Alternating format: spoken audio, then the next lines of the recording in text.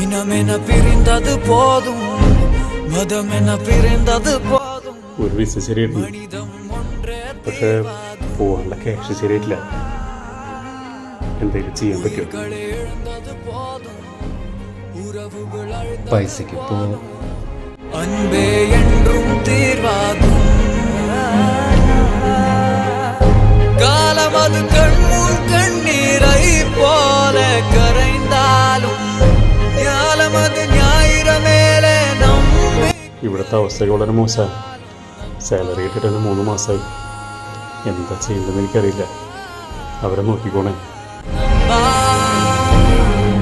ஒரு நாள் விடியும், இருளும் விலகும், அந்த நாள் வரையில் அன்பினால்